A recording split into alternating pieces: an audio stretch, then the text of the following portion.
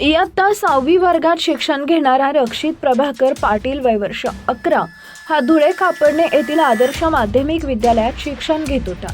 घटने दिवशी सोमवार रोजी नेहमीप्रमाणे तो सकाळी 10 वाजता शाळेत जाण्यासाठी निघाला।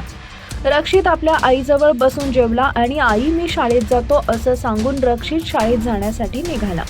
शाळेत जाऊन नियमित अभ्यास करणार असं ठरलेलं असताना यावेळी रस्त्यानं जाताना रक्षितला आपले काही मित्र पतंग उडवत असल्याचं दिसलं। यावेळी रक्षितही एका 3 मजली इमारतीवर आपल्या मित्राकडे पोहोचला आणि पतंग उडवू लागला। याचवेळी धाब्यावरील स्लॅबचा मध्यभागी असलेल्या डगमध्ये अनवधानानं तोल गेला आणि यात खाली पडून या मुलाचा जागीच मृत्यू झाला।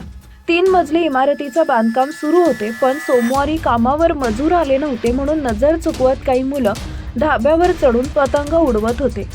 आपले मित्र पतंग उडवत असल्याच्या मोहात रक्षितही धाब्यावर गेला आणि दुर्दैवानं पडून त्याचा मृत्यू झाला।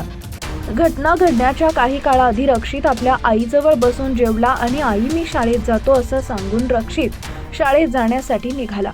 मात्र रक्षितला वाटेतच मृत्यूनं गाठलं, त्यामुळे आई वडिलांना व कुटुंबाला मोठा मानसिक धक्का बसला आहे। मजूर आले असते तर वाचला असता रक्षितच्या पश्चात आई, वडील, एक भाऊ, आजोबा असा परिवार आहे।